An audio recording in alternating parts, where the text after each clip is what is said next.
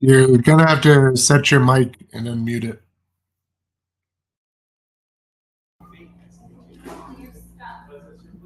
You-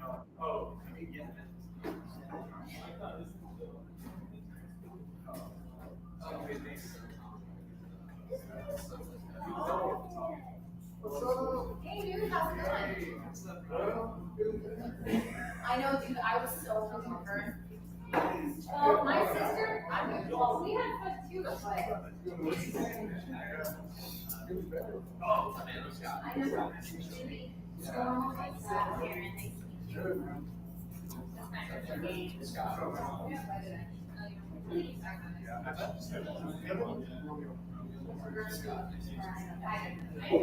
I like it probably. That's all I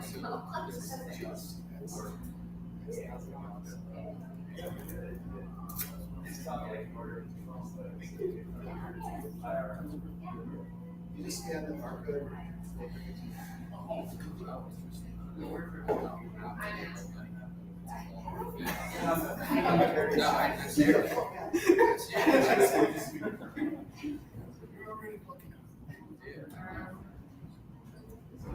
I just moved here, so I'm like really struggling. So,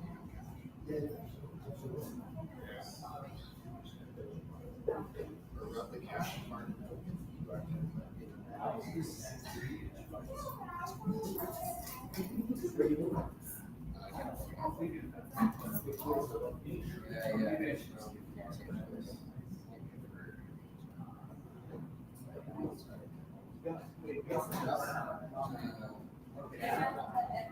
Yeah.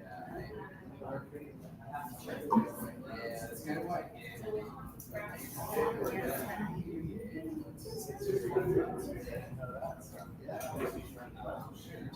long story short, here,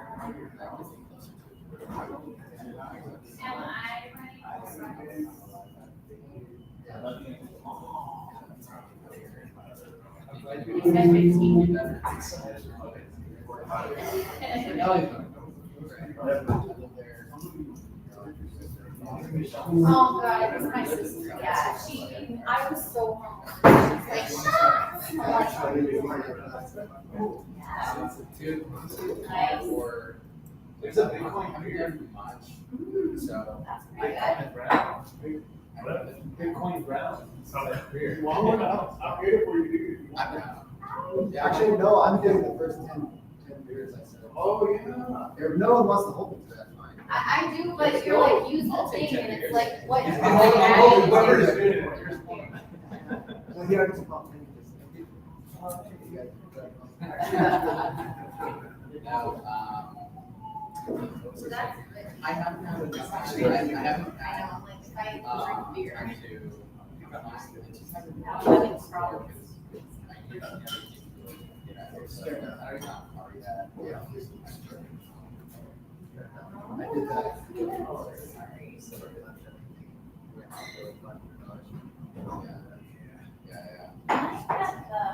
Yeah, I should. Yes, you got I actually hate smoke. I came here for. Well, what's left? Yeah, it's just, Um, yeah, I just, Not the. yeah, so, but thankfully, I mean, I was already interviewed. Thank you. And, Appreciate it. I ordered up the slow. I don't think it's passion stuff. 10-minute watch. It's got to be a better way. Sure, XRP. ZK that shit. It's just interesting. Yeah, if you are taking these county. Yeah, I already started to make sure. Yeah, and then I'll grab it and I'll reach out. I mean, I So think your it's teacher. anything in the future. Clients manager for Swift network. Oh, right. And it's like, But why? I mean, that's like. I already started. Yeah. Well, there's lots of codes I saw clients. So Yeah. 20,000. There must be one. Yeah, or 2,000 and then 22. Laura, what do you want? Do you want a grilled cheese? Oh, wait. Okay. No. Oh. I don't know what that means. Which is Maybe- why. Add fries. Fries? That's how long we are. Or no, you can't. Oh, sorry. All right, Ethan, what do you want? You want a quesadilla, I grilled remember back in my day, you could say. cheese, mac and cheese? Now. Oh, you want salmon? Seriously? Yeah. Oh, grandma's here. Although I saw one guy extra cute in a rib last month. Hey, I bought it at the peak, it was 27. grandma's here to go find I a think that's what I said. And then I'll get your salmon when I find grandma. Hey? You never rebought. That's I've never bought this entire site. Hey, man, how's it going? They got a big round here. It's actually pretty good. It's coming. All right, so the stream is live.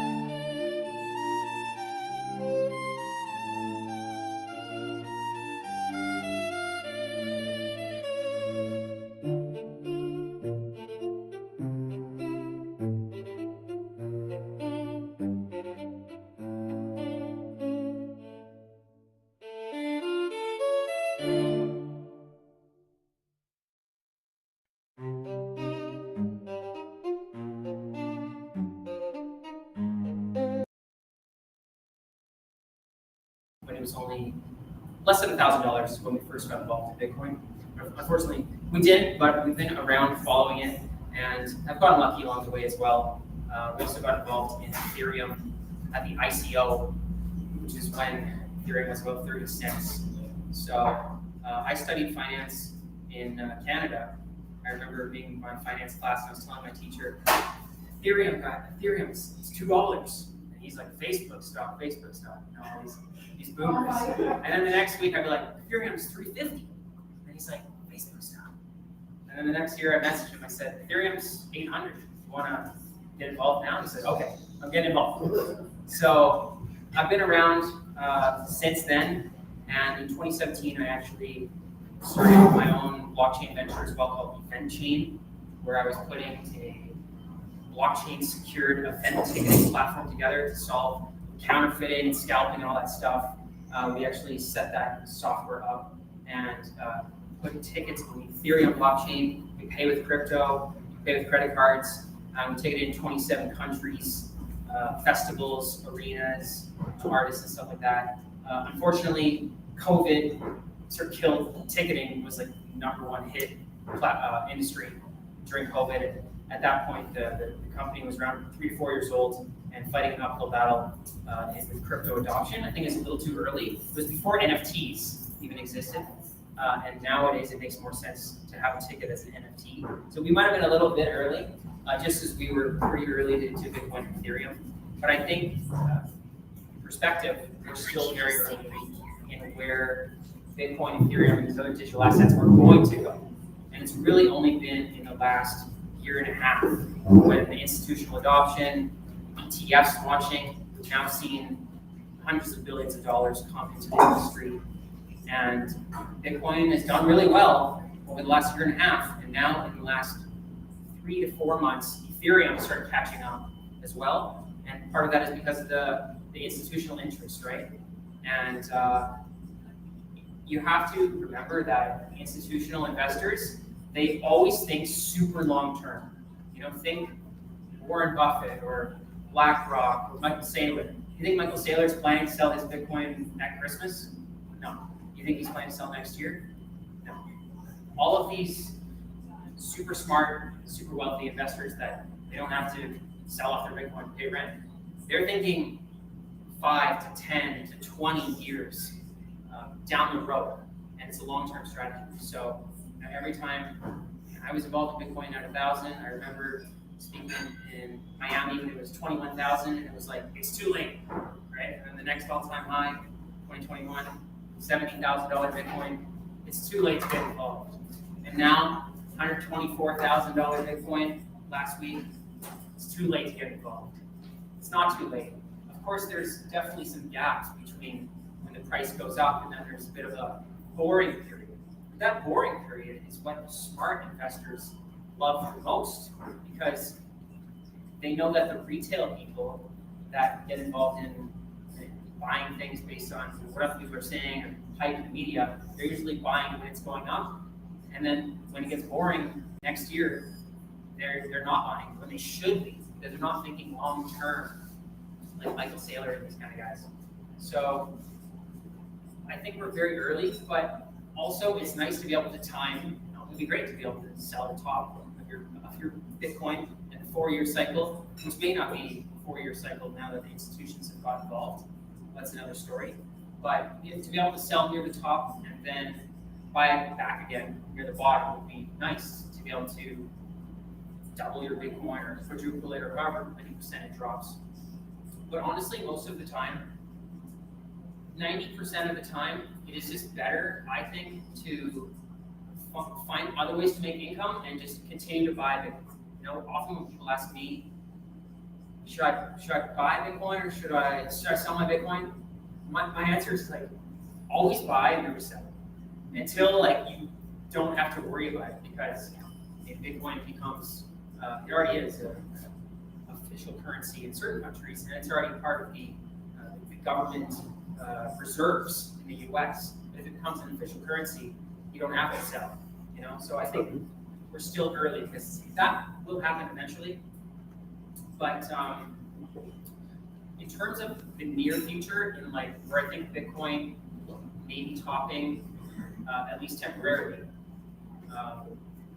one mentor who I'm from Austin now. I've actually been a digital nomad with my wife, Samira, for the last 3-4 years. Once I started Event Chain, I was able to travel around and just working with blockchain projects. It didn't matter where you are. You know, if you're on the blockchain, you're on the blockchain. It doesn't matter if you're in Albuquerque or Austin or if you're in Mexico. So I moved to Mexico from Canada about 4 years ago and lived there during the peak seasons, and then traveled around to different crypto hotspots as well. We went to Bitcoin Lake in Guatemala, where you're able to, a lot of vendors can buy things in Bitcoin.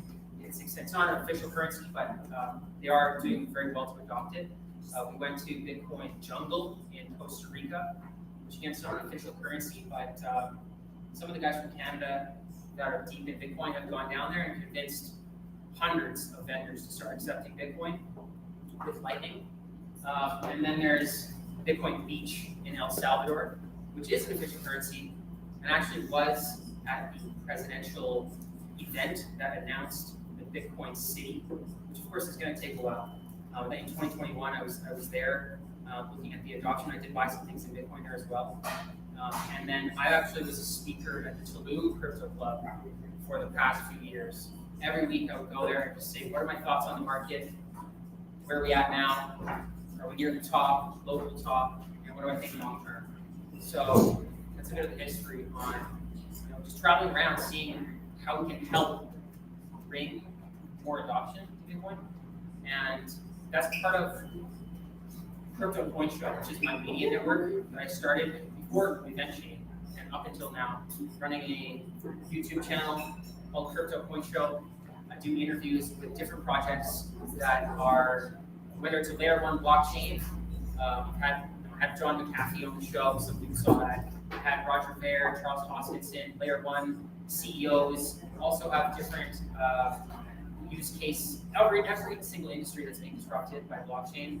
I've had, I'm actually putting out a video today or tomorrow on a decentralized energy network that you're able to set up solar panels on your house and tap into a decentralized network that then pays you not just for the excess electricity, but also cryptocurrency as well. So I go through thousands, been through 1,500 different projects on the channel. We're looking for not the next Bitcoin, but potential unicorns, or llamas as they call them in blockchain, of projects that either at their seed stage, and maybe this could become something that is $1 billion valuation. And it might be too late to get 100x on Bitcoin now, although I think the returns will be good, but we could get it on some of these smaller projects. So that's what I've been doing. If you get speculative with different projects. I'd look for them early on. But I want to talk a little bit about some of the major points that are more relatable, and I'll throw a few speculative points in there that I like at the end.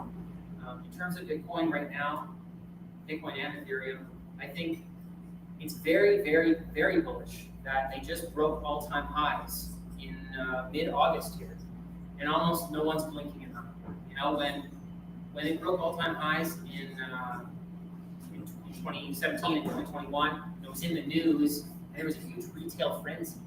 The fact that we're not in a retail frenzy right now is a very good sign that there will be continued upward momentum.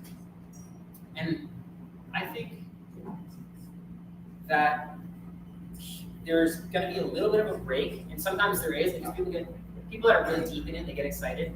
You know, Ethereum just broke its all-time high after 4 years, which is amazing. We've been waiting for this, Mr. Ethereum. And myself, you know, I've been holding Ethereum more than Bitcoin, hoping it will outperform, and it has been the best performing asset of 2025 since April. But I think in the long run, Bitcoin will outperform Ethereum. I think Bitcoin is like your savings account, your high yield savings account. You know, you're going to get a good return and it's safe. And some of these other ones are sort of ultra high yield, Ethereum, Solana, and then some of them are just HYIP Ponzi's that you know it's going to could do very well, but you got to get out, because if you hold some of these altcoins for more than a few months, you're almost guaranteed to lose money. And I've had hundreds of altcoins over the years, and you know, none of them have outperformed Bitcoin. So I would say in the long run, I don't expect any to. I do think there will be a small break for Bitcoin in September, potentially in the next couple weeks here. We're sort of seeing a lull, and I think that the performance of Ethereum will continue. You know, and often people ask me, you know, I bought this coin and it's going down.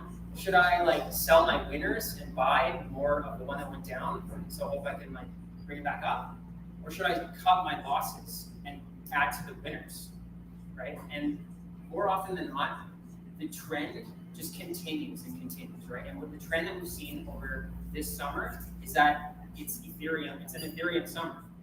Ethereum was $1,800 in April during that dip, and now we're over 300% since then. And although it didn't go crazy the day after it broke all-time highs 2 weeks ago, because people got excited and you know the exchanges, they want to liquidate these leveraging players and stuff like that. I think for Q4, Ethereum will continue to run, and I think Bitcoin will go up a little bit too. The target, this is not my personal number, but I was just at an event with Michael Turpin, who's a 100 millionaire in just Bitcoin just last week, and he just wrote a book called Bitcoin Super Cycle. His top number for this current cycle is somewhere around 175,000 to 200,000. So around 175,000 is potentially a good number. But from 130 to 170, you know, it's like you're looking at 40% something, which is amazing compared to the bank. But it's not going to be life-changing gains in the next 6 months. Whereas, you know, 300% from Ethereum just 3 months ago really outperforming Bitcoin. Although I think those gains will probably be taken back, and it will move back into Bitcoin eventually. And looking at the long term, we're definitely looking at $250,000, $1 million. It might take 5 to 10 years in Bitcoin, but it's not going away, that's for sure, especially in the last 2 years.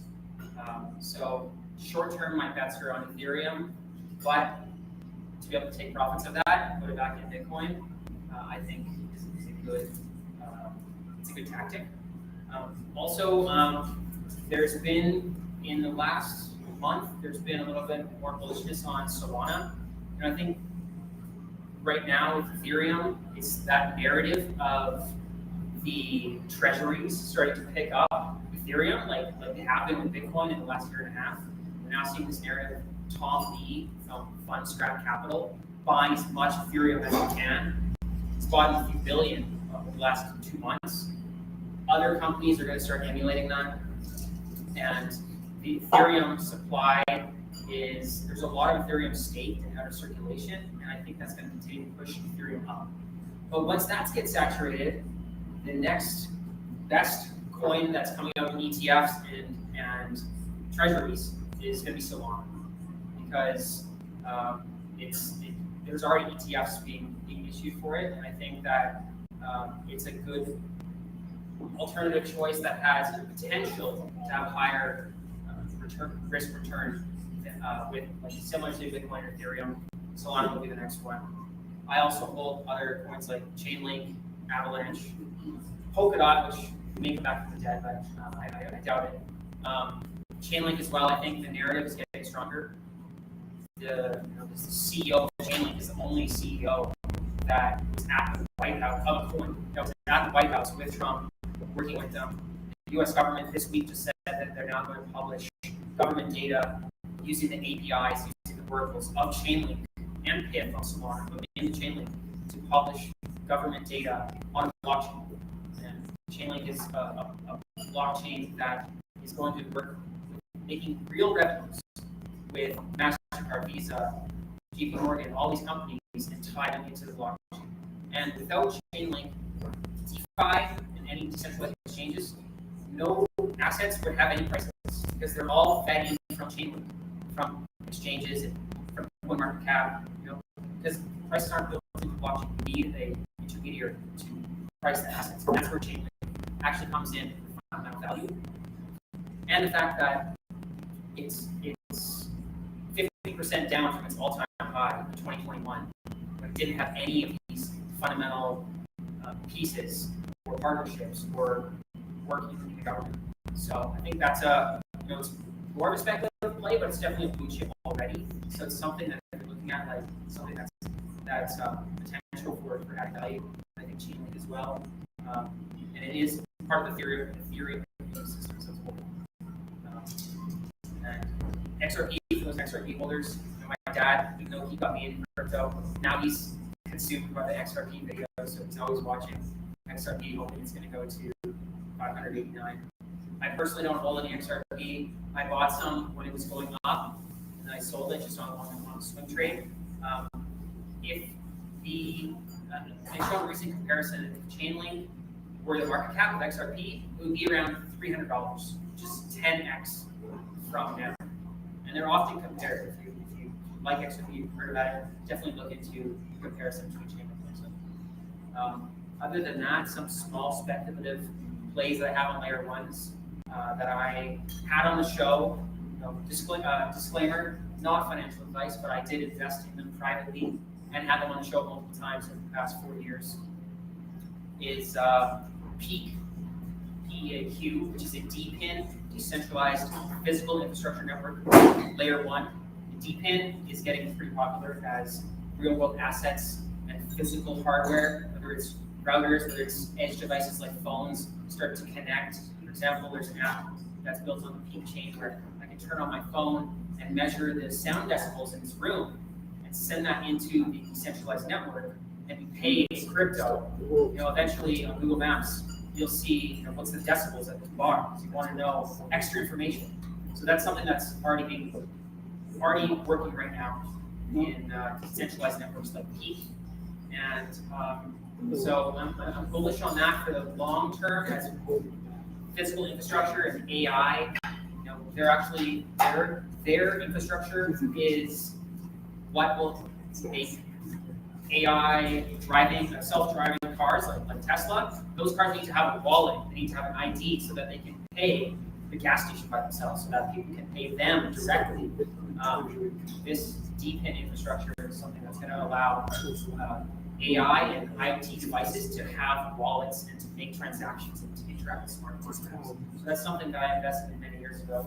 It just came out and it's doing pretty well. It just got listed on Kraken and some major exchanges, so I don't think it's just going to flop. So that's one of the speculative plays that I'm working on. The second and final one is Supra, which is another layer one that's from the same ecosystem as Sui and Aptos It uses a different programming language than Ethereum, but there have been some, the programming language is escaping right now, but the Move, thank you. Get a Move ecosystem. It's a different programming language than Ethereum, but it's much faster. Supra is essentially like Solana, Chainlink, and Layer 0 to be multi-blockchain all in one platform. So that's a Layer 1 that's also just come out. I invested in a few years ago, and it used to just be an Oracle to compete with Chainlink, and now it's a full Layer 1. So some of the Move ecosystem has some traction around it. There's also Sui is another blockchain that's in the Move VM ecosystem. It has ETFs that are being filed for it as well. I have had all of these different ecosystems on my show over the years. So those are a few plays that I'm thinking. There's always so much information to try to get out in 20 minutes, but I did mention price target for Bitcoin, potentially around 175,000 for this end of this super cycle. You know, a lot of it's already happened, which is why I think Bitcoin is a great savings, but it's not going to make you rich by Christmas. You know, because think about last January where we were at 30,000, and we've already done 4x, and Ethereum's already done 3-4x since spring. So the momentum will continue, as I said, but maybe Ethereum, my price target in the for Q4, and what some of my mentors are saying is ideally around 7,000, hopefully. The mean top, which could end up being true, was 69.42. So I think it's possible. You know, if you look at Bitcoin's, once it breaks all-time high, usually within 30 to 60 days after, even if there's a little dip, it continues to skyrocket. I really hope not, but the chances that Ethereum's top just happened and that's the end, it's possible, but I think we're going to have a small break here for Labor Day while the people are just finishing up in south of France on their yachts, the people that have millions in Ethereum. And then Q4, historically, October and November have been very hot as they were in 2024 and previous years. We're going to see the momentum continue with Ethereum mainly, probably Solana as well, hopefully Avalanche, Chainlink, Dogecoin, and then all the other crazy speculative coins will go crazy for a very short amount of time. And Bitcoin will continue to go up. Who knows if the 4-year cycle is broken in 2026 and beyond. But I think now is a very good time to be paying attention to those assets that have done really well in the past few months, because I think they will continue. Thank you.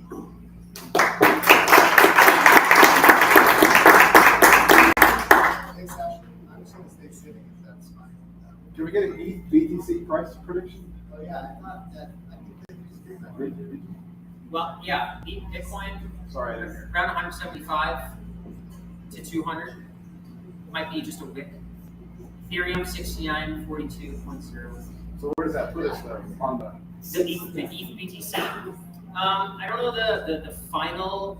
The next target is 0.046.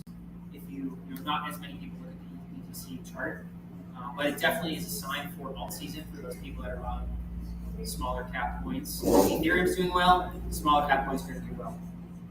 I don't have a price target on the ETH BTC ratio, but I definitely know that it's going to keep going up in the next month or few. So the next target is 20% up, which means that Ethereum will outperform Bitcoin more than 20% in the next short while. But to know the top of it, it's hard. It's been going down for years, unfortunately, for those that have been holding Ethereum. While Bitcoin went from 30,000 to 120,000, Ethereum's almost standing still until the last 3 months. But when it does go, the momentum's going to continue, which is why I think Ethereum will continue to outperform. This is a quick temperature check. I don't want to actually, not to be offensive to anybody that does anything. I'm just actually super curious about our local community. Raise your hand if you're professional work in Web3, crypto assets, blockchain to some degree. All right, so this is everybody in the local community that's here and working. So I always would work with each and every one of you to be able to speak at these sorts of events and also help if there's open elsewhere, and people are interested in working in this industry, we kind of pull them in and let's say take kind of juice our local community. Just really mention that. I have to agree with pretty much almost everything Ashton said.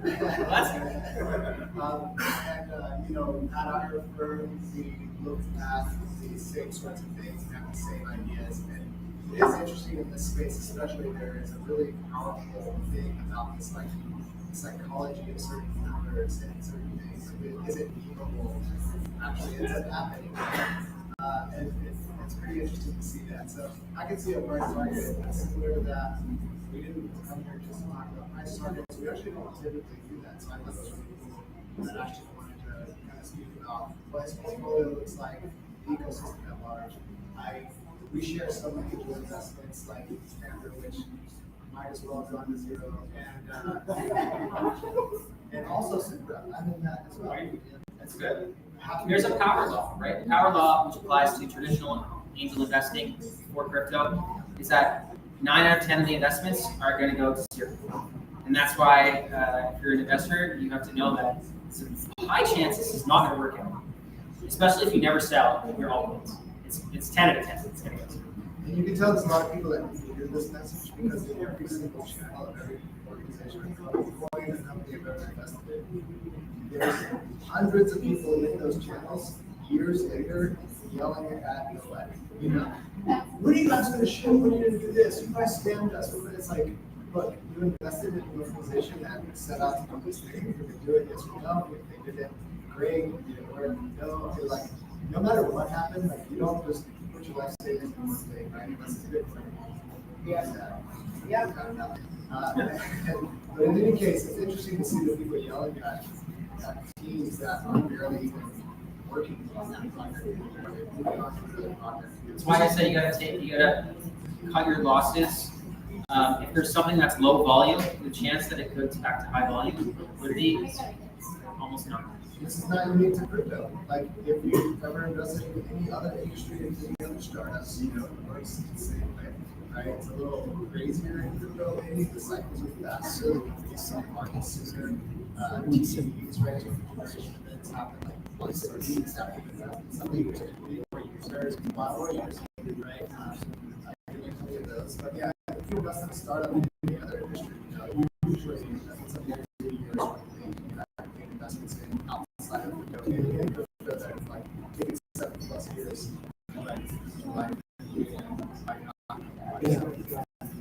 Little, I guess, advice for you guys if you're getting into, you know, investing before TGE happens.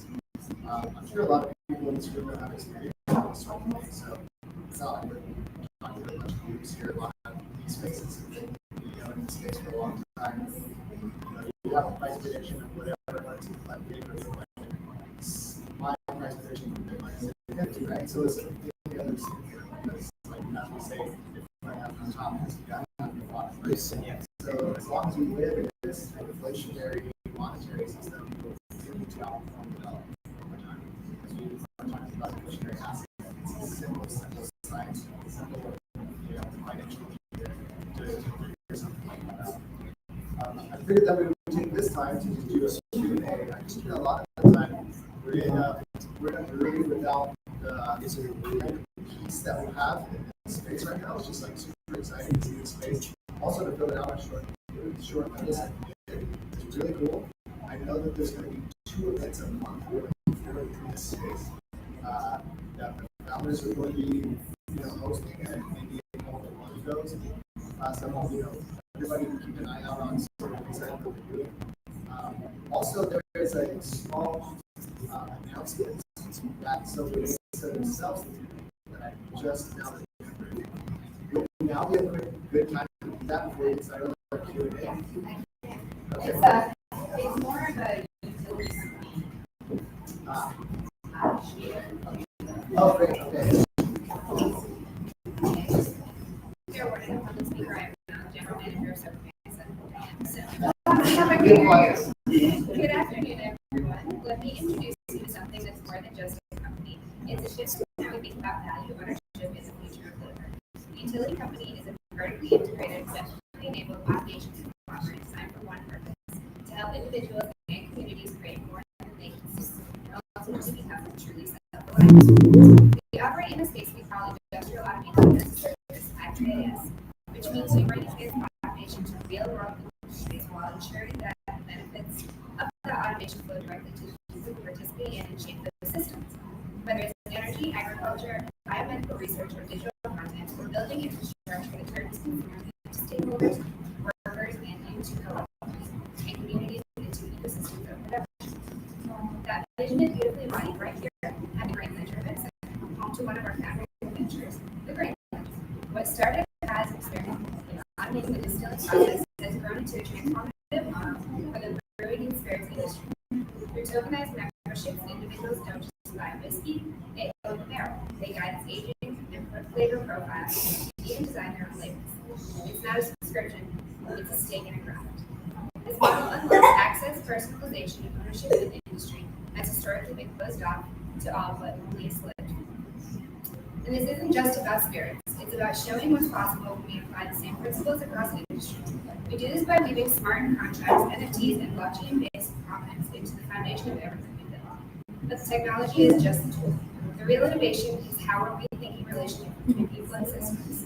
Instead of centralizing power and profit in the hands of the few, we design our operations to be modular, participatory, and value-oriented. Members in our ecosystem don't just receive services, they guide production, earn revenue, and directly shape the experience of the platform or product they're involved in. What binds all this together is a core philosophy that draws from both Eastern and Western traditions, systems of thinking, German principles, and the democratic ideals of transparency and shared governance. We believe in a future where automation doesn't replace human purpose, but helps reveal it, where machines work so people can live more meaningful, creative, and connected lives. This is not a future we're waiting on, it's one we're actively building. Each new venture we launch is designed to plug into a larger whole, forming a self-reinforcing ecosystem that grows stronger with every new contributor. It's a post-scarcity vision grounded in real-world economics, real-world assets, and real-world people. And as automation accelerates across every industry, we believe the time to lay the foundation for this new model, one built on fairness, ownership, and purpose, is right now.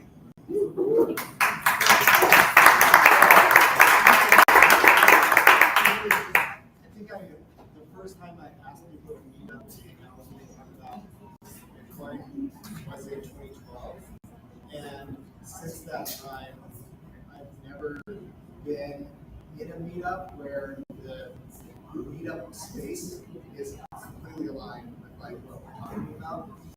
Even though it's not necessarily like this is a Bitcoin maxi meetup. I'm a Bitcoin maxi at my house, but when I leave the house, I get practical and real about this. And so, in any case, I just think it's fascinating for that to happen the way it just did. It's absolutely amazing that we're having our meetup space in the building on chain. So another round. Yeah, that's cool.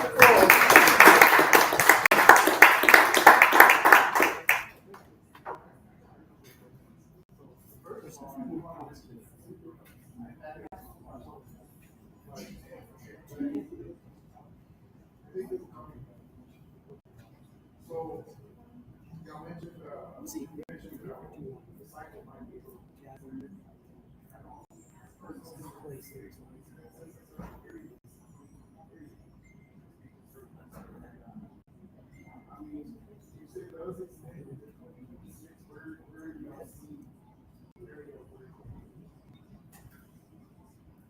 Almost always there's like little pockets with breaks.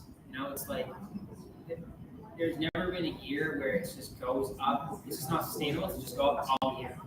So for example, theoretically, let's just say September we take a small break because of the hype. And normally when things go down, it's market manipulation, just like the stock market. And now we're trying to liquidate anybody who's leveraging because they get excited, start borrowing money. And then, hey, if the price happens to go down 10%, you lose all your money, right? And exchanges and everybody can see that. They can see what your liquidation point is, which is why you should never leverage. And they'll make sure it crashes to that point just to steal your money, and then it goes back. So that's sort of what's been happening in the last 2 weeks. When it hit all-time high, people got excited. Over $1 billion was liquidated in the last week or two, mainly on Ethereum and on Bitcoin as it went down. Then after the liquidation goes back and the open interest levels, if you're studying that, when that sort of goes back to regular, then it's time to go up again as they can start buying and going up. Historically, October and November have been the strongest months for crypto over the many years. And then, it's just like this summer was a little different, and sometimes years are different.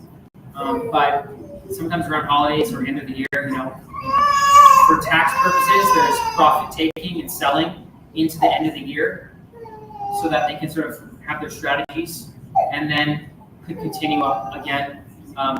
Maybe end of December to, sort of like when Trump got in, it was like downhill for like 3 months. Usually there's 3 month, 4 month gaps, and then 2 to 3 months of upward momentum, and then 3-4 month gaps down, or 2 to 3 month gaps down, and then like 3 months up. So it's normally in quarters. If there's momentum, you gotta expect like this might continue for like a month or two. It's not gonna go for 6 months. So, and then sometimes it's like, okay, it's 6 months between any interest, or like 8 months. So to say that it might be extended, hoping we don't have a 6 month to 8 month lull period, and like the lull periods are only 2 to 3 months between. And for people that are making income elsewhere and trying to add, those are the months you're going to want to try to add. Or whenever you see people are getting liquidated, because often, it's not in the mainstream news, but if you look on if you look on X or any of the liquidation websites, you can see in the last week, this many millions or billions have been liquidated. Wait a week or two or a month in that period and watch, and that's usually a good time to buy, not before they get liquidated. It's usually after liquidation events. It can keep going if it's going down a lot, but often there's at least you're buying it lower because people that are getting liquidated. It's a good buying opportunity. So no one knows which months that's going to be, but historically, this Q4 has always been the strongest. There's also trends about, and this mainly goes for the stock market too, but they're becoming ever more correlated. But presidential years, the first year is always better, second year not so much, and third and fourth year. If you study into that, it's starting to relate to crypto as well. In that the year, usually the first year and the last year are the strongest. In the middle, not as much. Yeah. I'm usually on the most depressants in March and September, so alpha there for sure. Typically, if you look back at the chart, going back to March and September are pretty rough with inputs. But November, December, usually, especially in the good months, that's where you make the vast majority of your gains if you're operating periods. I'm a big leverage person, but I agree. Professionally with leverage, like you probably shouldn't. And actually, let me show you how to work. Let's tell you how to work with leverage if you're not a professional person using smart leverage. That is collateralized debt positions. So who uses CDPs or protocols like Aave, Morpho, these sorts of things? Anybody use that? Hey. So one of the most powerful things about DeFi, I think, and how a lot of people should think about having the really light, very kind of low risk sort of leverage is collateralized debt positions. So if you were to, let's say in this case, take ETH, for example, or grab Bitcoin or some other asset that's being offered here, take some of it from what you own. Don't take all of it, right? Take something you're very comfortable with using DeFi. Market in something like Aave, which has many billions in TVLs, very safe protocol that even BlackRock uses, and host your collateral into that protocol, right? On whichever chain that you want to have the best liquidity or best rates or whatever. Then you borrow a small amount against that collateral, something that, let's say you take, let's say for just really easy math, you take 1 Bitcoin, right? You see 1 Bitcoin, and then you take 0.2% or 0.2 Bitcoin worth of USDC out. All you're doing is you're staying long Bitcoin, you're short dollar, borrow dollar. You have dollar denominated debt, you're paying a rate on it that you agree to pay, right? It's just listed right there. So if you're comfortable with that, let's call that 70% or something. Now you have given yourself a loan against your own Bitcoin at a ratio that's super safe, because Bitcoin would need to come down 80% for you to get that position liquidated, but then your position is only worth what it was that you borrowed. So borrowing against your Bitcoin in a fashion like that allows you to do a couple of things. One, buy more Bitcoin, which is like a strategy I've used for years. And it's definitely a way to compound your Bitcoin. I take the Bitcoin and put it in the Aave, and then I'll take a more degenerate level of risk than you guys should. But let's say 50%, I'll take, which I don't did more than that, but 50%, and then I'll use that to buy more Bitcoin. So now I have 1.5 Bitcoin. I have a dollar denominated debt against the value of that Bitcoin right now, USDC. And if Bitcoin doubles from here, I now have even smaller debt compared to the collateral to pay off, and I still have less Bitcoin. So now this is looking like an excellent trade. I just got 1.5x leverage very easily. And it's also how maybe if you have a business or something you want to invest in that you pretty much consider maybe diversified, let's call it real estate. Real estate's very easy to think about. If I put that same Bitcoin in that I took, let's say Bitcoin's worth 100,000 or 50,000 now, I'm not worried about Bitcoin going cut in half. I feel pretty comfortable about that. Even if it starts to drop down, I can go and service my debt, keep it safe, try to pay a little bit of them off with the collateral that's in there to lower that LTV or that ratio. And then I go and put part of that 50K to a down payment for a home, and I rent that out. And now I'm capturing that difference, and that difference is going to the Bitcoin loan. And that is just financial engineering. This is what makes Bitcoin extremely powerful, is making pristine collateral. We'll put that word, pristine collateral, especially in the access space. But it is. It's the most pristine collateral that we've ever seen as human beings until, when you have gold, you're like, wow, this is amazing. And there are things that we thought were going to be amazing as hard money that turned out not to be. But Bitcoin certainly is the hardest money in existence. So use it as the pristine collateral that it is. And I'm just a DeFi max, so list that out. What's your question? It's a great point. Before I want to get to your question, I just want to touch on this that if you don't have a background in finance, we haven't done it a lot, it can seem confusing at first, but there are now, I don't know, hundreds of thousands of people that are utilizing these platforms, including like BlackRock, as I said. There was just a stat that came out that Aave is the #1 DeFi platform. If it was a bank, it's like in the top 20 banks in the world. And it's probably going to only continue to rise with very few employees or brick and mortar businesses. So their margins are really good. So it's not going anywhere. I think that these like A-list DeFi platforms like Aave, Curve is another one. I think they will move up as Ethereum does. Maybe not as much, but I definitely think that they have good, decent fundamentals to them. And if you're interested in like finance-based projects, definitely read up on them because they're not going anywhere. I'll give you a really practical example of that same thing that should fortify and really back up what everything you just said, which is that my own mother, so my father passed away in 2017, and my mom had a little bit of money from this situation, from that experience, unfortunately, but at least she was able to help herself live beyond that. And since then, she's really tried to figure out how to make income. So I went and we bought a little house together, a townhome.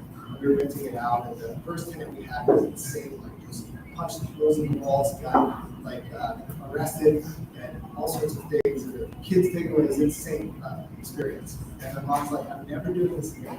What else can I do? And I was like, okay, well, you have some Bitcoin, so put it in Coinbase because they are working with more from. And inside their app, you can just take a collateralized debt position and loan against your collateral with Bitcoin. Right there in the Coinbase app. And then I have a stable coin fund. Those stable coins make a very decent payout those as dividends, right?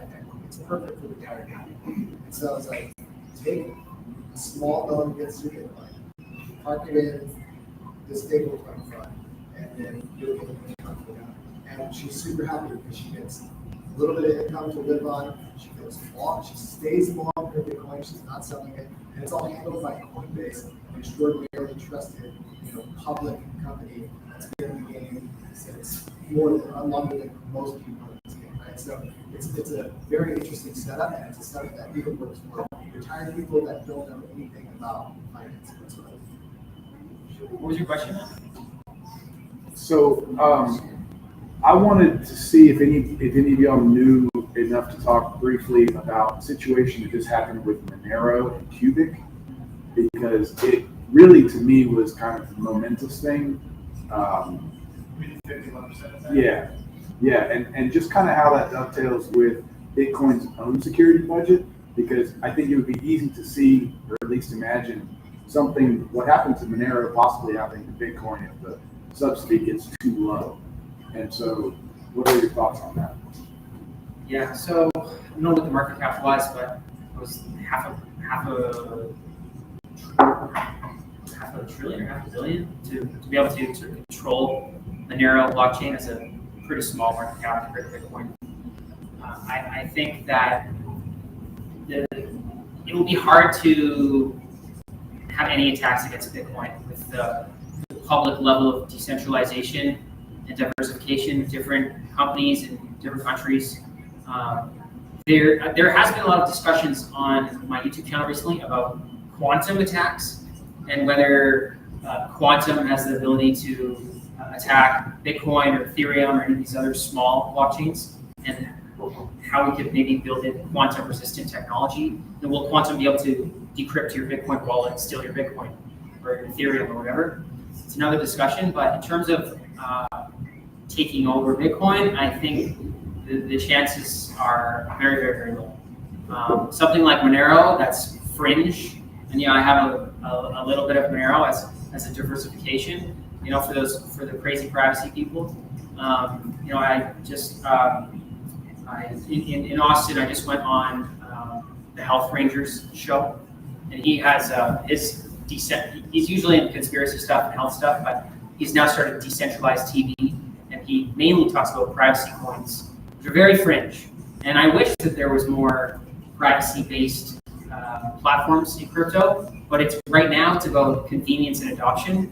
And for example, we've invested in Panther, which is a privacy platform, but it's compliant privacy for enterprises and major companies to, if I'm going to be in BlackRock and I don't want to be trading publicly on Ethereum and have the competitors see my every move because the blockchain is public. So building privacy compliant privacy in that way is something, but it's still very early. For the privacy people, it's very fringe that it's easy to take over these blockchains like Monero. There's been a lot of it wasn't just that, there's other manipulation around there. In terms of the major blockchains, we're ideally keeping most of our wealth in Bitcoin, Ethereum. I think the chances are very low that there will be any attacks against it. Maybe if there's, governments start seeing, whether China or Russia or something publicly disclose they're buying a huge amount of Bitcoin, and the U.S. government starts to want to buy more, and it becomes a country war of getting Bitcoin.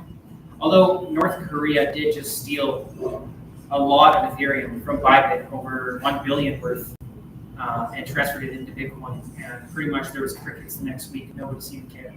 So, if anything, North Korea attacked one of those major chains, trying to steal more coins.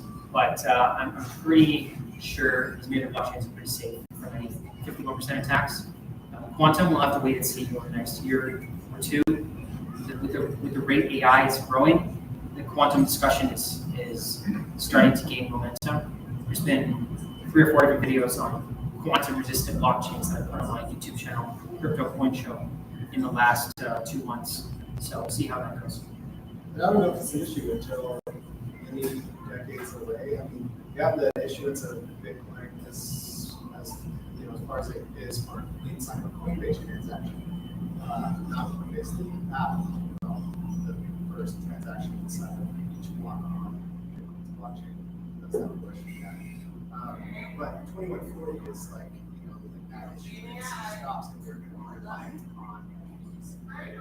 So I think that becomes, although it's sooner than later that the vast majority of Bitcoin is out and on the network, being used, or issued. So it becomes a fraction of it, but each 4 years, each halving, each fraction gets halved. And so I don't know when that will happen, but maybe 30 years from now, it's like it might not be enough, right? And so we're really reliant, the miners are reliant on the fees that they're earning from each block, right? Maybe we could have someone from Marathon tell us more about this and what their thoughts are as an organization, because I'm sure they have an insight I do not. And maybe instead. Yeah. As a resident security expert, I'd like to take this one. So, okay, first of all, very little market cap in Monero relative to Bitcoin. Also, Bitcoin has these major mining pools that hold the majority of hash power. Whether you want to rent it or whether you want to try to buy that hash and take over the blockchain, you might be able to do it temporarily, but you're not going to reorg that chain for very long and write too many blocks into the canonical history. So therefore, it's a low risk, relative to a smaller market cap proof of work. And we're talking about proof of work chains. So you have to be, first of all, wary of the attack vector given the chain's consensus mechanism. And if it's proof of stake and it's a BFT network, then it's like 2/3 in most cases that you need. But to take over the chain, but even if you take over a chain, can you hold it? That's pretty hard to do. Even in this case with Monero and the reorg that occurred, it was only so many blocks that they were able to keep it for. So, and yeah, that's my 2 cents TLDR on that. Nate, what struck me as insidious about the attack was all they had to do was pay miners slightly more. Yeah, you can bribe people, sure, you can, but the amount of money required to bribe enough Bitcoin miners to do that, it's pretty high. Yeah, but as a former Marathon shareholder, I know these businesses are not profitable now. Eric Trump was just touting on their Bitcoin Hong Kong yesterday or 2 days ago. He was just touting that American Bitcoin is mining for an average cost of $37,000 per Bitcoin. What the details behind that, I don't know. But Pretty good. That's true. yeah, that's right. Without counting As inflation. big as true. It's huge. Yeah. Anybody have other questions? Yeah. Yeah, I had a retail investment questions. I've been working from home for the last 4 years, so most of my company is investment. Sure. And for the last year, I've been doing retail security. And in previous cycles, I've been peripherally paying attention to retail prices when the prices didn't go up. So when I saw a customer point out the price, I thought it was real $300,000. I was just curious, are things washed out because institutions are involved? And what does it take for retail to be involved in this? Yeah, and the cycles may be slightly different now that institutions have gotten involved in the last year and just buying so much Bitcoin, and maybe they don't want it to be in the news as much. But normally, when the price goes crazy, like for example, when there's a combination of hype along with, in this case, over $10,000 per daily candle of Bitcoin. Near the top, normally there's a frenzy where people are just getting in. They finally decide. People that have always thought they were too late, they finally decide to buy it. It's going to be that day that's the top, right? And we might see from $160,000 to $170,000 per Bitcoin, and maybe in 2 to 5 days that could go to $200,000. Just be like, this is crazy, right? And you want to be start telling people or sharing screenshots of your portfolio. Usually, when you're sharing screenshots of your portfolio, you should be selling instead of sharing screenshots. And that's when the retail people that, not like us retail, but like people that haven't even been in yet, that thought it was too late. Now they're like, you know what? Now everyone's talking about it again. I'm gonna get involved. That's probably when the retail comes back temporarily to buy the next top. If you dig hard enough on X, I don't have the links, but they have new metrics for 30 indicators that we're having a top signal, and there's many different factors, and 0 of them are like boxes or checks so far. There's almost none. So maybe one I've heard, which is like, you know, who knows if this is the end all be all of metrics, but essentially on the 30 criteria, none of them are checked. So the fact that we just hit all-time highs and, you know, we don't have 100 people in the room, that's also another factor. You know, when I was in Tulum in 2021, it was like 20 people speak at this event, and then it was like 50, and then there was like 150. I was like, okay, why are these new people coming to the event? You know, because they now want to get start learning about it. That's also another sign. If you come here and the audience has tripled, then like we might be an overpriced MC. So you'll see different things like that. Yeah. When Paris Hilton is in, we are all Satoshi's church. Taylor Swift's new music video. So.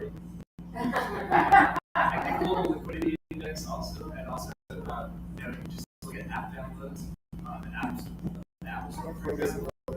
Yeah, and you know, searches on YouTube, like his channel, you'll see his closely ripping. He's like, yeah, parabolic rises in just people metrics. Many people, and super cycle. You're super cycle getting thrown around. I want to get to your question, but I want to make sure we actually answer your question. Yes. I think I heard the last cycle point-based game, another one example. Yeah. I think this is question happening. There's major institutions, every corporation on the NASDAQ and outside of it and beyond is trying to have they're having meetings and board meetings and figuring out how do we get all this done? How do we expose our treasury to this asset class? And you know, you don't want everybody, you know, getting into that at the same time. So they have a choice to make. And so they're not talking about it from, you know, publicly like that. They're trying to figure out how to buy it. So they get done. They're not talking about it a lot, right? And then retail will be happy to sign that. Those ones that are public companies that are active in the treasury, they have what's called distribution. They're the ones that you open up your phone and they can send you a push notification. They're the ones that you're active with in their applications. They have distribution. So when they want it to go up and everyone enough of them are in, you know, rest assured they will have it, right? What's your question? I'm getting away from finance a little bit. I'm wondering why you all thought on the receipts for the bring alternatives to security for applications. Yeah, there's lots of smart contract platforms, and lots of these are just kind of your layer ones that you're used to. Some people think that Bitcoin is too slow, and not understanding what that means from a security perspective, and why that might make for the hardest market in existence. And then Ethereum, you know, some layer ones are saying Ethereum is too slow, or whatever, and not capable enough, and you need these instantaneous transactions. And you know, if you go outside of layer 2 networks, well, they have a point, especially when you're buying coffee or something like that. And so there's infinite number of startups that have spawned from this very concept, right? And those are even Solana, Sui, and many others. And so I think that there's lots of developers developing on each one of these. The easier, more approachable language, the more developers that have access to build on the chain. So whether that's the investment API, or Move, or Rust, or some other language that more people know this language. So I'll ask you to, I guess, elaborate, because there are these chains that exist that you can build on and build applications on any of them, and they're really cool networks. So I think there's a lot of them, and it's really going to be about which one can be sticky enough for developers and for users and for just those applications to be able to draw them to stick around and use those.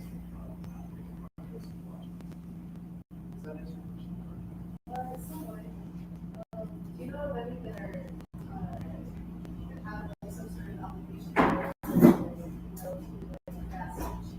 I'm looking at some, I'm not sure if it's like gas and security. I don't know if it's. Right. I don't know if that makes sense. Yeah, I mean, the further you get down the kind of top, go to market cap or market cap, the further you get down the top, the easier it is to disrupt. So, from a security standpoint, it's less strong. You're going down that list. That's generally true. There's probably some nuance there that's important, but yeah, I would. What are you developing? I'm developing like an NFT basically. And so, a main concern, I guess, would be the Ethereum gas fees and similar things. Pretty heavily gas fees actually high for players. So I think I need something that's really, but it also, I guess there's also the concern about the quality of an operator. Yeah, you have a few choices. So that's the most successful game in the Web3 space with the assets being NFTs that are tradable, whether that be skins or whatever you have asset-wise in the game. Is another portco of mine that you could just call Godzilla. Well, that's the name of the game. The ticker is a gun, and you run these nodes. That is an Avalanche subnet. So an Avalanche subnet might be perfect for what you're looking for, and you're a subnet to a major, EVM blockchain. That is Avalanche is a sort of re-categorize themselves in terms of categories of dApps. Web3 gaming is happening on Avalanche, but it's very fringe at the moment. Like it's only people that they want to try out all the Web3 games and they love gaming, but it's just not getting any kind of main adoption. Really, only two choices are Ethereum, Solana, or Avalanche, right? But it's very early on in Avalanche. he actually is dropping like a game console. Sui, they're dropping a game console. So I know that they're trying to attract game developers for sure. Me. Sweet. Google is going to do a layer one that's supposed to be high up. Yeah. So let's see what happens there. I don't know twice that's game-based or focused or anything. They have distribution, but apparently really got names. I thought Google was a good name. But their marketing is like GCLU or something. Like that. It's so ridiculous. No, but they're like, it's ridiculous. I think Ethereum right now is still, if you want to get new people involved, just with the wallet infrastructure, Ethereum is going to be your best choice, and just it has the network effect. Looking at layer twos, there's a reason Coinbase has built base layer 2 on Ethereum, right? And Arbitrum and Optimism, mainly Arbitrum, also is just making huge headway with layer 2 on Ethereum, and now with the treasuries picking up Ethereum. Avalanche is way far down the road. If you want to build a game in a few years from now, if you want to release it for Christmas, I wouldn't be doing it on Avalanche because there's no network effect. It's only, I've invested in games that are on Avalanche as well, and they're dead because it's too early. Solana, yes, it has the wallet infrastructure. You have Phantom Wallet, it's easy to access on your phone. People often trade meme coins, and there's NFT collections that are easy to access on your mobile device and wallet. The wallet infrastructure is like the key to having the game and having NFTs. If you can't access them or trade them, NFT marketplaces are either Solana or Ethereum. I don't think Ethereum layer 1 is an issue. Otherwise Bitcoin sucks because it's slow and expensive, but it's still the number 1. Ethereum sucks less because it's slightly cheaper and slightly faster, but it's still slow. It's still number 2. And that layer 2 is on top of Ethereum, the next best thing, are solving a lot of those problems. And then Solana, your second question. I personally wouldn't build on Avalanche right now because unless you just want to go for that target of the people people that are already playing Web3 games on Avalanche.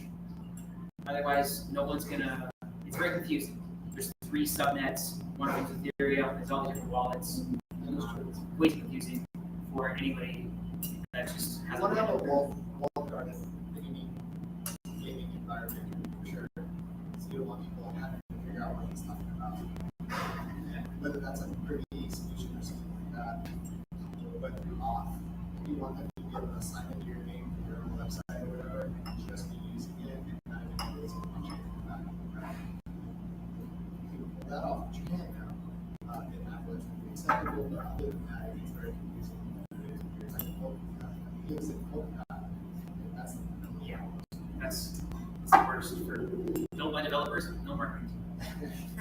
And the hard part about trying to choose the right L2 is like the solidity. E3 is basically like, I tried building a DApp, and it worked, on Polygon's Google 5 testnet, and then everything I did in the Google 5 testnet was deprecated, so then you got the problem. Now I got to move to another thing. Yeah. So it's hard to know if it's going to be AVAX C chains, it's going to be Polygon, it's going to be arbitral optimism. It's a little bit difficult still at this point in time until we get the retail mass adoption. Adoption express like shows the direction. That's just my Base is becoming the leading Ethereum network. Is it Candy Crush or first person shooter? Which one are you building? Like what kind of game? It's more like, Oh, nice. it's like cross crypto users. Yeah, with what?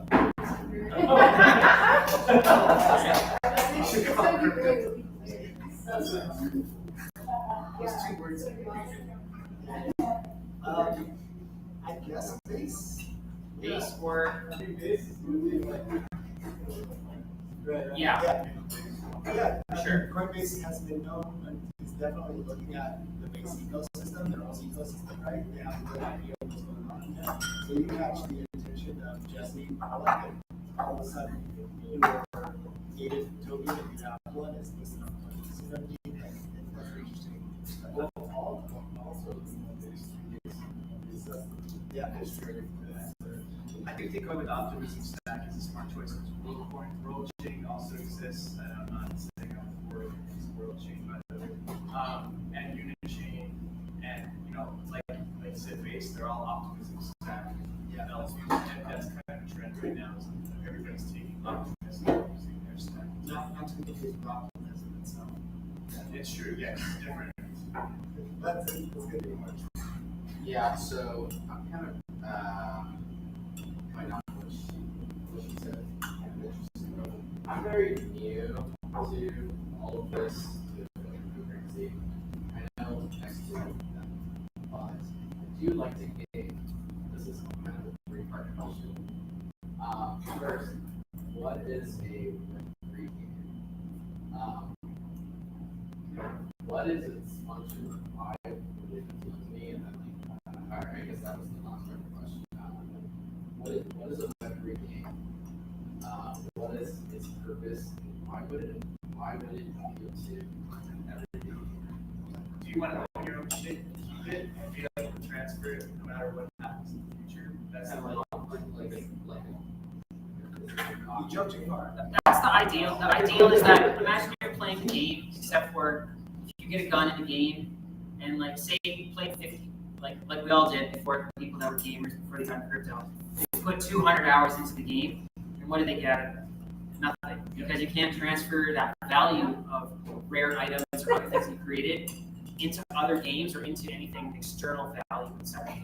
Sometimes you wake up and it's gone. So the theory is, if we can tokenize, this is just one part of it, but if we can tokenize in-game items, for example, tokenize the gun. So the gun is an NFT. That NFT is its own token that can be transferred outside of the game and sold. You own it yourself, not the gaming company. You can sell that on a marketplace for somebody that wants to come into the game and they don't want to grind for 50 hours. They just want to buy the gun off of you to get ahead in the game. So now you've worked all this time, you actually own the gun, you can sell it to somebody else who just wants to buy it and get into the game. So you own items in the game through the tokenization of the blockchain. That's one aspect of it. Okay, so I played a lot of GTA. Rockstar already did it. So Yeah. has their own blockchain, so yeah. watch. It's gonna do it basically. Right, that's. Yeah, Talking yeah. about the centralized, what you're So talking like, about, I like in GTA, for example, what you just described, I could do that with cars. Yeah, I know. So that's the thing, is that you don't really need it, but in the past, and what's true still is that companies like Rockstar, they think that they're gonna lose value if people don't, they want to capture that value. They want to get a percentage or whatever, which they can through these NFT marketplaces. But in the past, there was issues, like these MMOs of like, you couldn't sell currency to real world assets or buy currency because that company's losing money. And this was the workaround that we could tokenize stuff. People can actually get a little bit of the value. Yes, you don't need to, if the company wanted to just make a marketplace and you could buy Counter-Strike guns, they're not tokens, you could just still buy it. So a lot of, as long as they allow. So I don't know a lot of first-person shooters, but I know that there are like games that already do exactly what you just said. For sure. Like, not in Counter-Strike, but in Let's go, like, we're talking about a fundamental shift in the way that things work. That's the whole point of this entire space. The reason Ethereum exists is because my colleagues playing a video game and wakes up and all the time and effort he put into this game went away. And he didn't have any of those assets. And he was pissed because he didn't own those assets. So we could just get right back in there with what we actually own. We're talking about owning things ourselves, right? That's what blockchains for the first time ever, which is the true ownership of digital assets. And so these organizations, GTA, you're playing a game, you own something, you can go on their marketplace and do what they say you do, or you can live on a blockchain, a centralized network, to take that asset and do what you want to do on a marketplace anywhere else, right? And that's the difference. That's the slight difference of being outside of the walled garden, having the ability to do what you want to do with that asset, like take a look against the sign and ask for you, and buy something else or stack it or whatever, take those back to the game, right? And now somebody else open source can do what they want and allow your assets in different ecosystems. That's crazy, right? You're taking your car from your gun from this game, going to a completely different ecosystem. That's the power of the centralized network. And now what you're able to do there. So you're talking about China. It's what you're using right now. The rest of the world is out here. So if you move your stuff from China, then now you can use it everywhere else. So it's about what you're doing. You just run a business in China. So you have to get a good part of China. Yeah. It's like if you've ever played EA game sports games like FIFA or like Madden or anything, you have 5 points within that game, and then they don't transfer to the next version. You gotta go and get the next version. You know what I'm saying? We're talking about removing yourself from that system and going out to the open market, and now it's gonna force game publishers to actually be like, oh man, people don't like this anymore. We're gonna have to actually like give it better, allow you to transfer from one version to another. Like if you ever played Rock Band or Guitar Hero back in the day, you buy 300 songs and you go buy the Xbox version, and now you have nothing.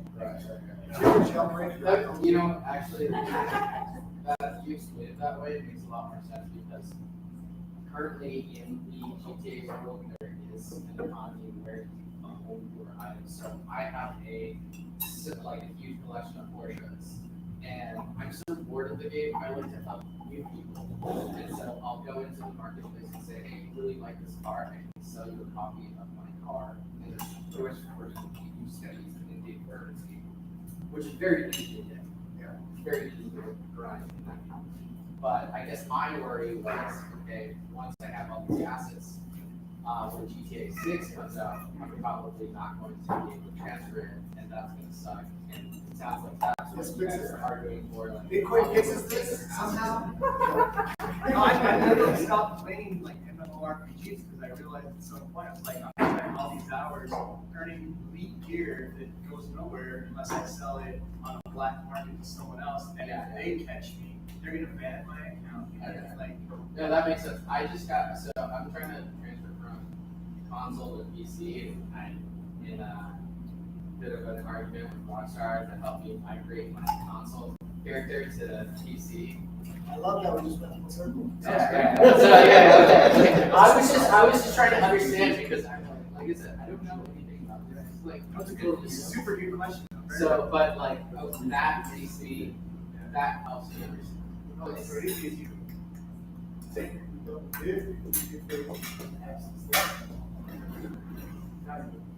I mean, these become financial assets. So you feel good against them. Yeah. Well, I mean, I don't pay for it. Well, it'd be interesting. I also glitch a lot. Like you know what? The whole game is kind of Mississippi criminal. I'm okay with doing it digitally. Yeah. Here's the funny thing: too, people don't realize it's Right? once the game publishers realize they can actually increase their profitability this way, that's when it's a real game changer. And the research is there, by the way, because the predominant model nowadays is the freemium model, right? Which what that relies upon is that 1% of top gamers, sort of the whales, who have all the money, they can go in and buy all kinds of gear, and that's what pays for everybody else to do the free version. And in a game economy that's actually run by people who can build and upgrade and create things and then sell them to people, your profitability per user goes up significantly. So it's actually a win-win model. Once they get that, that's when we're going to see things really change. Still there. And that's the thing about NFT tokenization is you can have royalties on it, perpetuity. So, for example, if you created your own Porsches, you were able to put them in the game. If that became popular, people start trading them around. Every time somebody traded it, you're still getting 2%. When somebody trades it again, 10 years from now, you're still getting 2%. Because it was built into the smart contract when you developed that in-game item yourself. Right? So, and that goes for the publisher as well. Rockstar can have, they can put a 5% every time it gets traded on the secondary market, automatically they're making more revenue. So there is ways that the game publisher can continue to profit, and the in-game creators of items that make them in these open worlds, some of these Decentral and Sandbox, these metaverses. If you create items and you buy it, and then it gets traded 5 more times, each time you make more money, which is nice. That's one thing about tokenization. That if that were an art piece, if you were selling a Da Vinci piece and then later that person sold it again, well, you're out of any royalties from further sales. When it's on the blockchain, every time it's traded, you're getting more royalties. You're still looking at it because I got several digital singers like to find a way to turn that into For sure. And all Web3 basically means, if you're asking what's Web3, just means blockchain backend, which just means instead of a database owned by like one person or one company, this is an open world database that anybody can read or can put data into and take data out. That's the idea behind that. And supposedly it's run by smart contracts that can't be changed by some outside authority that comes in, like one game publisher can now come in there and say, I'm changing everything and just taking this over. That's supposedly like a theoretical. yeah. Am I- Hopefully, it's not that's the Yeah. That's the one thing. Anybody have any other questions? Not game related about Bitcoin, Ethereum. How cutie is this baby? That's my question.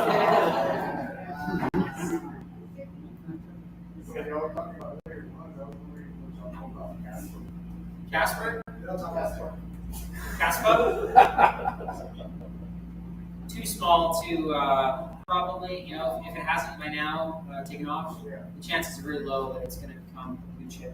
Yeah, that's supposed to be the enterprise layer one. Yeah. And I think there's a lot of people going after that space, obviously. I am biased as being an advisor to Devio, and that's June, and the ecosystem, and it's going after the same space with much better technology. So, yeah. Each day becoming community holder. Yeah, I'm not sure how that relation will happen. Yeah. I mean, that was like a 2 seconds ago or something. Yeah, it's 2 cycles ago, most of the things are just dying off, and especially if it's driven by the market, and unless the coin itself is on a lot of exchanges and it's still being active, then it's really just, you're going to see some ghost pumps, dump offs. It's like the chances that it has continued momentum is slim. Yeah, don't Unfortunately. Don't be confused. There are a lot of these types of coins and chains or products that have launched from cycles before, where everything those last few retail people were getting involved in. Money anywhere is going to go up. Lots of these companies were born in those markets. And they got $300 million treasuries, and then they moved it over to USDC or or they moved it into ETH or something like that. And they have just enormous runways that are totally ridiculous. And they're not building anything. They don't have the partnerships to even have it. Technology has fallen behind. There's tons of companies. EOS would raise $4 billion. EOS had a 1 year long ICO. I invested in it 3 times. It's still going. There's still this huge company that just changed their name, right? They have $4 billion, man. Like, they never have to stop being a company. Is EOS going to pop? No. You know, it's crazy what these cycles have. It's pretty weird situations.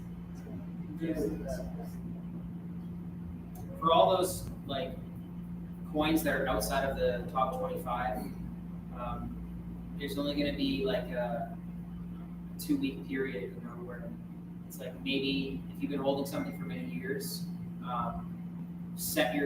put it in the exchange and set your sell targets at like a couple X, 2X, 3X from here, and just hope that it goes crazy for a day and sells off. Yeah. But the chances are, if you don't have that set already, you're gonna miss it, and it's just, might as well just write it off.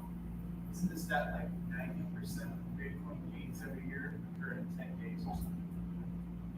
And some people make it in 2 seconds. There was like, you were hanging out at a brewery many cycles ago, and someone had a $3, you know, Ethereum Ether bid on Kraken. And $3. Just put a bunch of money to buy ETH at $3. And Kraken had this weird anomaly where this sell-off happened and the market fell out on their own order book only and filled their entire order. And so like they made like millions of dollars on accident in seconds because they forgot about that order surely. You know what I mean? And so yeah, the sneak bids are great. You have to sneak bid right here. Probably can as a master. And it's like a bit next too, right? Like you put your Bitcoin gains super low, then it's Don't do it on every exchange. Like, you never know which one's going to get killed. And also, so I was just talking about the opposite, right? I should say, go put it where you would love to see it get. Oh my God, this is that.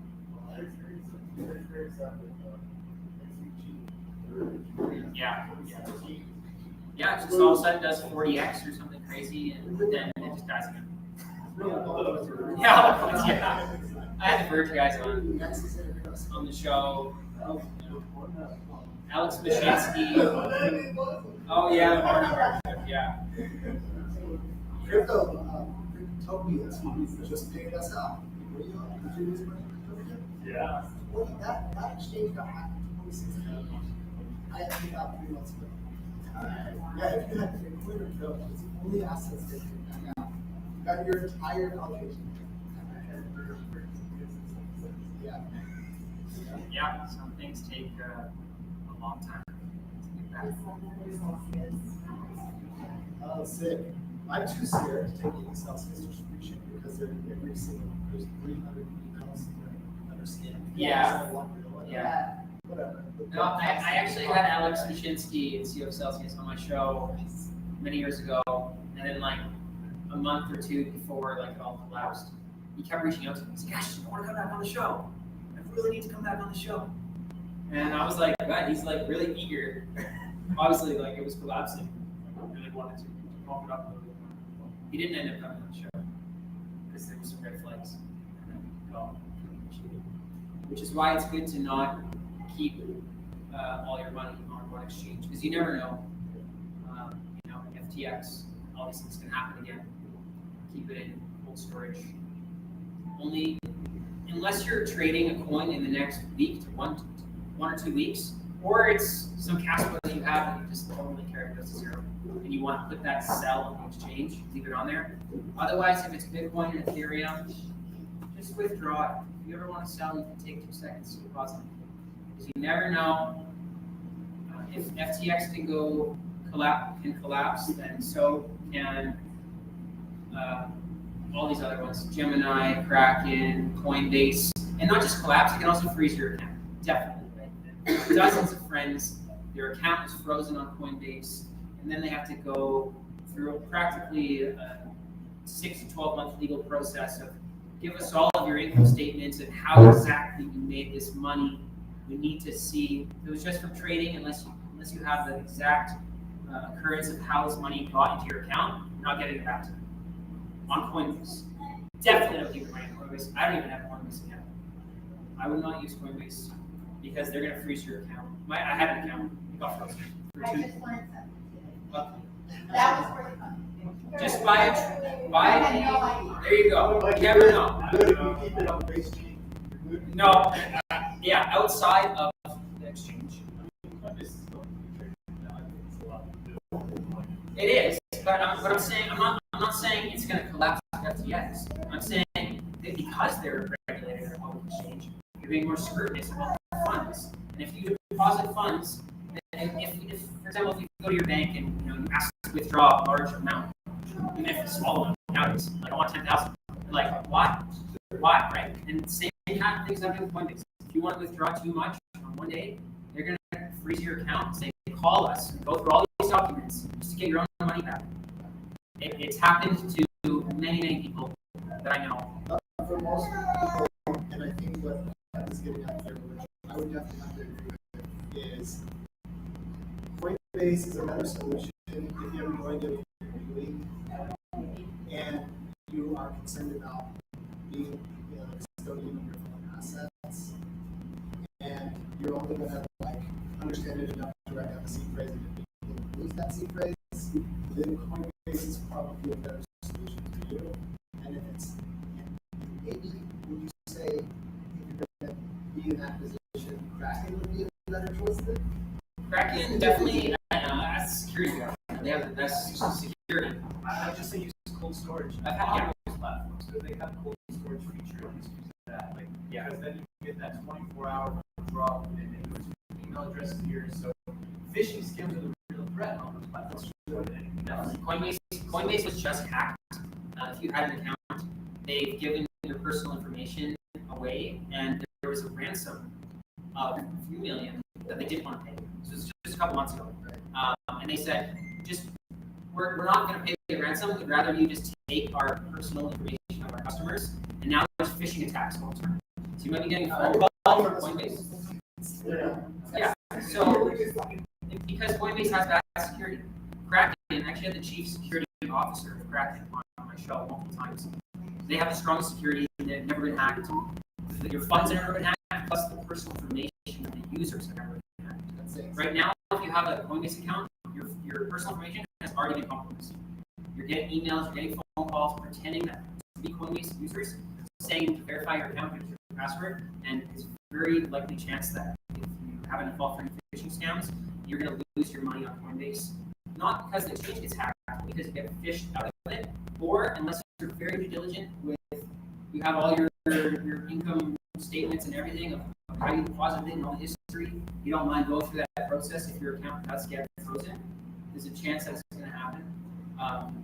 As a security expert would say, if you don't, if you just withdraw onto a hardware wallet, yes, you have to take ownership of your own funds. You have to store the seed phrase, however you're going to store it yourself. But then it cannot be taken. It's your own responsibility. Coinbase cannot freeze your hardware wallet. Every year on January 3rd, which is the day that the first transaction happened, that Satoshi sent money to, sent money to Halfini. Was it? It was January 3rd, or was it the first transaction? January 3rd is just The Genesis. Yeah. So every year on January 3rd, there's a movement for people to called Not Your Keys, Not Your Coins, which means that if your coins are inside of Coinbase, you don't own the private keys to them, which means you don't own your money. Same as the bank. It's just like the bank, except it's Coinbase instead of the bank. You don't own the private keys. So on January 3rd every year, they recommend everyone to withdraw their coins off of the exchange all at the same time, just to prove for one part of it, to prove that the exchange has 100% reserves of your funds, and they will allow you to get it out immediately. because you don't know these exchanges. You know, if it's FTX, it shows your balance there, but that's just a number they've typed in on their centralized database. It doesn't actually mean they have that Bitcoin on the blockchain. They could be selling it off and loaning it. They are loaning it, just like the bank is loaning you money. To get interest, it's just a number on the website. It means nothing about Bitcoins on the blockchain. That's the reason that Bitcoin exists, is because it's undeniable money that cannot be printed more of. And if you have it on the blockchain in your own possession, you can see the amount. It can be verified on the blockchain. You don't have to trust whoever's on the back end of the Coinbase website showing your balance, that actually exists one-to-one on the blockchain. So that's the point of it. And yes, there's trade-offs that yes, you have to take responsibility of your own funds. But there's, and maybe you lose that. Maybe you lose your seed phrase, your money's gone. There's different ways you can try to protect your seed phrase. But on the other hand, you can trust exchanges, and maybe they freeze your funds, or maybe the exchange gets hacked, or maybe you get phished.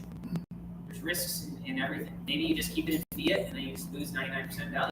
You know, so there's risks in everything.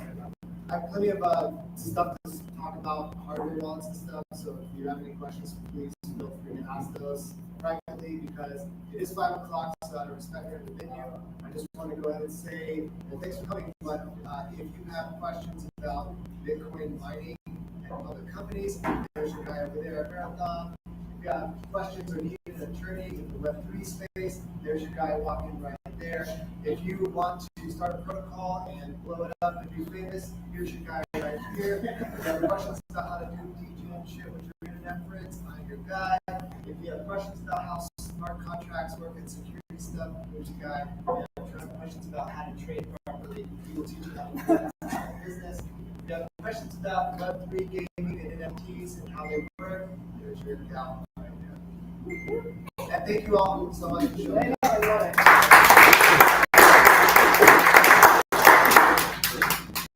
So actually, it's a good question for Silver Mesa, and so take your budget, folks. But also, should we stay here? We need to migrate or anything like that, or okay, we go party all night. Hey,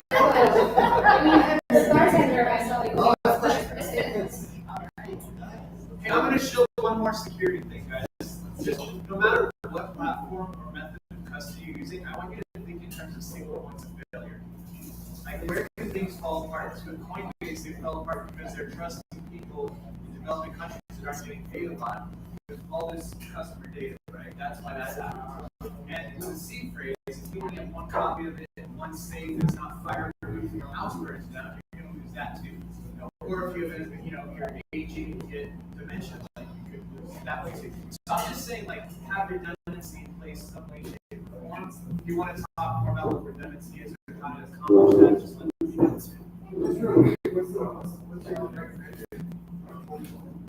Sorry, I know I use some ledgers, but I'm not good. What do you store? But there's issues with that too. That if you add ledger or live, I think so. It's like these are these are really amazing. I think Trezor is the long-standing, strongest option for myself. If you're using Web3, you're using DeFi, Ledger, Trezor, and also Max. Deep dive check out your watch the videos on security and see, like, if you're going to put a lot of money on the version of it,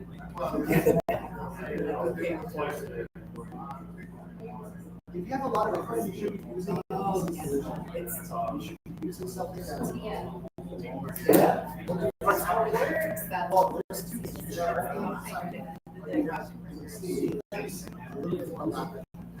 But there's a you're just talking assets.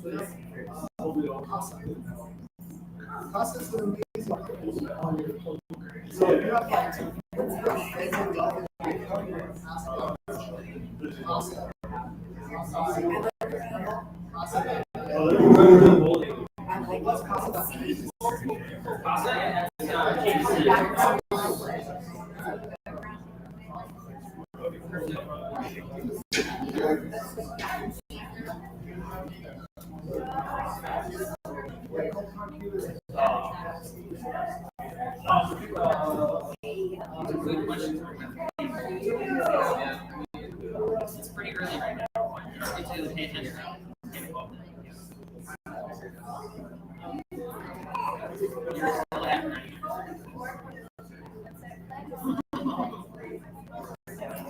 on, you're gonna hear. You never know. It's lottery ticket or something.